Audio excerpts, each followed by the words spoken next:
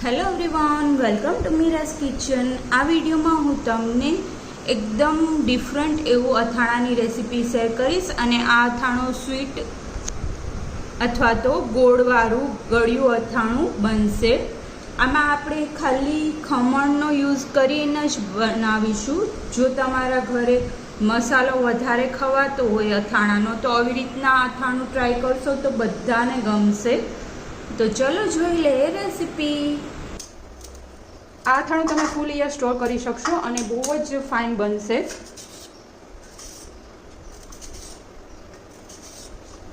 એ રીતના બધા ગાજરની છાલ ઉતારી લેવાની છે।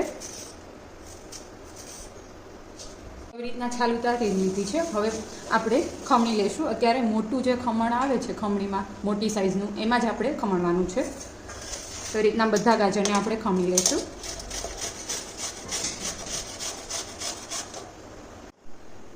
તો બધા ગાજર આવી રીતના છીણ કરી લીધું હતું અને સાવ ઝીણું આપણે છીણ નહીં કરીએ કેમ કે ગાજર સુકાશે એટલે ઓલરેડી નાના જ થઈ જશે, એટલે મોટી સાઇઝમાં જ આપણે એને ખમણવાના રહેશે। હવે એમાં આપણે નમક એડ કરી દઈશું।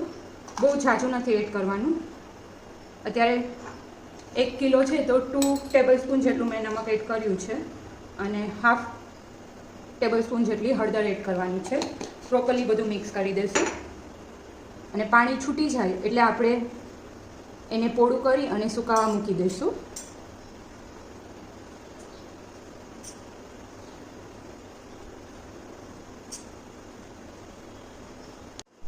તો અત્યારે 15-20 મિનિટ પછી આપ જોઈ શકો આવી રીતના પ્રેસ કરશો તો પાણી દેખાવા લાગશે। તો આ પ્રોપર વે છે કે નિમક ચડી ગયું છે।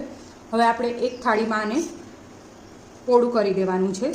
તમે આને તડકે બી સૂકવી શકો। જો તડકો હોય તો તમે ત્યાં સૂકવો તો વધારે સારું। તો ત્યારે એક મેં ડીશ લઈ લીધી છે અને એમાં આવી રીતના થોડું પોળું કરી અને આપણે તડકે જ અત્યારે હું એને સૂકવી દઈશ। તમે ઝાઝું બનાવતા હોય ખમણ તો એને થોડું 2 થાળીમાં સ્પ્રેડ કરવાનું જેથી કરીને જલ્દીથી સુકાઈ જાય।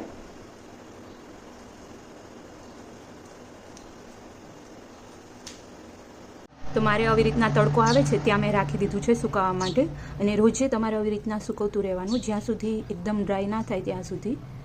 અને થોડીક વાર પછી તમે જો ફ્રી હોય તો તમારે ફેરવી લેવાનું જેથી કરીને બધી સાઈડથી પ્રોપરલી સુકાઈ જાય, અથવા તો ટાઈમ ના હોય તો તમે દિવસમાં એકવાર બી ટર્ન કરી લો તો બી ચાલશે। તો આવી રીતના મેં સૂકવી અને 2 થી 3 દિવસમાં રેડી થઈ ગયું છે આ ગાજરનું ખમણ। એકદમ ડ્રાય થઈ ગયું છે અને તડકામાં જ સૂકવેલું હતું મેં, તો આટલું સૂકવવાનું રહેશે। એકદમ અવાજ આવે આવી રીતના એટલું। અત્યારે મેં એક કેરી લઈ લીધી છે। કેરી આપણે ખટાશ પૂરતી જ આમાં એડ કરીશું। ખાલી ગાજર હશે તો એટલો ફાઇન અથાણાનો ટેસ્ટ નહીં આવે, એટલા માટે ખટાશ બી આવી જાય અથાણામાં એના માટે આપણે એક મોટી કેરી લઈ લીધી છે। જે જારીવાળી હોય એ ટાઈપની જ કેરી લેશું અને આવી રીતના છાલ ઉતારી લેશું કેરીની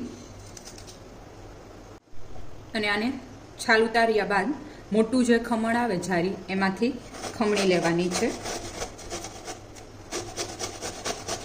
અથાણું બહુ જ ફાઇન બનશે, બધાને બહુ જ ગમશે અને પ્લસ તમે નાના બાળકોને આવી રીતના મસાલો જ ગમતો હોય અથાણાનો તો આવી રીતના તમે બનાવીને આપશો તો એને ગરમ બી નહીં લાગે કેમ કે આપણે આમાં જે મસાલો એડ કર્યો છે એ બહુ જ ઓછો રાયના અને મેથીના કુરિયા એડ કરીશું જેથી કરીને ગરમ બી નહીં લાગે અથાણું જો ખાશે નાના બાળકો તો બી।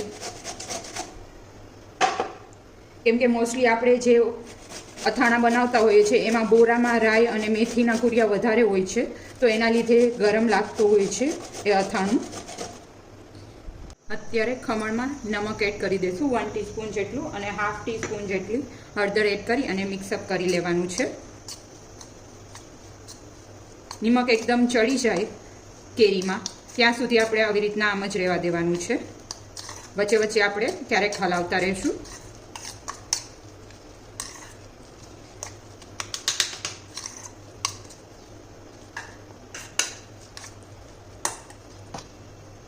તો કેરીનું ખમણ બી એકદમ નિમક ચડી ગયું છે તો આને બી આપણે સૂકવી લેશું। કેરીના ખમણમાંથી આપણે બહુ નીચવી અને પાણી નથી કાઢવાનું, એમ જ સૂકવી દઈશું જેથી કરીને એની ખટાશ એમાં જ રહે। તો જ્યારે આપણે મસાલામાં એડ કરીશું તો થોડો મસાલો ખટમીઠો લાગે, બાકી જે ખટાશ નીકળી જશે તો એકદમ મસાલો છે એ ખાટો નહીં થાય। અને આના લીધે જ આપણે જે મસાલામાં ગોળ એડ કરવાના છે એ મેલ્ટ થશે. એટલે ખાસ ધ્યાન રાખવાનું, કેરીમાંથી આપણે પાણી નથી રિમૂવ કરવાનું. જો તમારે વધારે થયું હોય તો એ જ રિમૂવ કરવાનું, બાકી આવી રીતના આને નીચવી અને આમાંથી રસ નથી કાઢવાનો. તો આને બી આપણે ફેન નીચે સૂકવી લેશું. હવે એમાં આપણે ખાટું પાણી, જે કેરીનું પાણી થયું હોય, કેરી જ્યારે નિમક હળદરમાં પલાળી હોય ત્યારે એ પાણી જે વધ્યું હોય એ પાણીમાં આપણે આને પલાળી દેવાના છે. એકદમ સોફ્ટ થાય ત્યાં સુધી અંદાજે 1 થી 1.5 કલાક જેવું પલાળવા દેશું. તો અત્યારે પ્રોપરલી પલળી ગયું છે. અડધીથી પોણી કલાક જેવો ટાઈમ લાગ્યો છે. હવે આને થોડું આવી રીતના પ્રેસ કરી અને પાણી રિમૂવ કરી લેવાનું છે. પછી આને એક ડીશમાં આપણે પોળું કરી દઈશું. તમે કોટનના કપડામાં બી પોળું કરી શકો, એમાં બી જલ્દીથી સુકાઈ જશે. આવી જ રીતના બધું ખમણ છે એ આપણે સ્પ્રેડ કરી લેવાનું છે, સાવ છૂટું છૂટું. હવે એમાં આપણે એક બાઉલમાં મેથીના કુરિયા લઈ લેશું,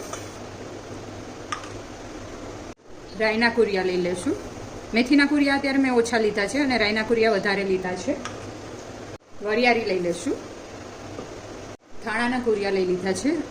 ધાણાના કુરિયા અત્યારે હું વધારે એડ કરીશ, પણ જો તમારે વધારે એડ ના કરવા હોય તો તમે થોડા બી એડ કરી શકો. પણ ધાણાના કુરિયા અને વરિયાળીને લીધે જે અથાણામાં જે ગરમ પડે છે એ નહીં પડે અથાણું.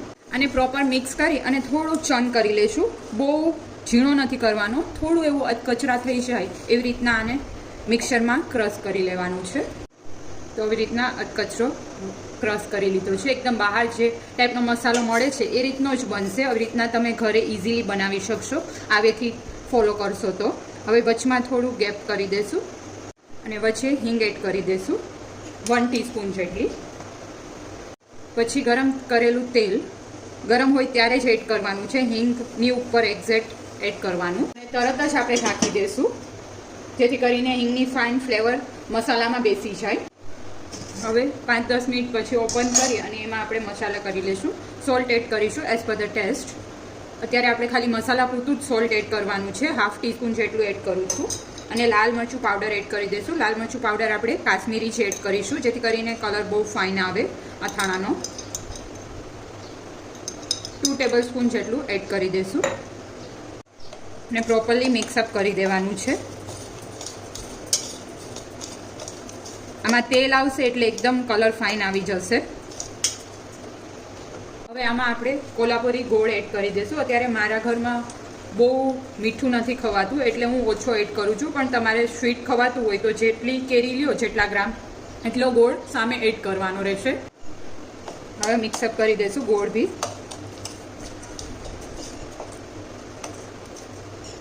તો આપ જોઈ શકો છો અત્યારે એકદમ સુકાઈ ગયું છે આ કેરીનું ખમણ. હવે આપણે આવી રીતના પ્રેસ કરો અને પાણીનો ભાગ ના હોય એટલે પરફેક્ટ સુકાઈ ગયું છે. આને આપણે મસાલામાં એડ કરી દઈશું.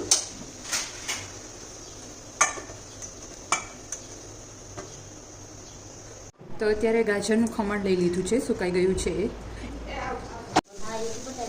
આ ખમણ બી એકદમ સુકાઈ ગયું છે, ગાજરનું બી. આવી રીતના હાથમાં લેશો તો જ તમને ખબર પડી જશે કે એકદમ સોફ્ટ જ છે, પણ પાણીનો ભાગ નથી. તો આ પરફેક્ટ છે. અત્યારે જ આપણે હવે એને એડ કરી દઈશું મસાલામાં. જો બહુ ડ્રાય થઈ જશે તો ખમણ છે એકદમ ચવળ જેવું થઈ જશે, એટલે ખાસ ધ્યાન રાખવાનું. પાણીનો ભાગ સુકાય એટલે તરત જ આપણે મસાલામાં એને એડ કરી દેવાનું છે. અને પ્રોપરલી મિક્સઅપ કરી દઈશું.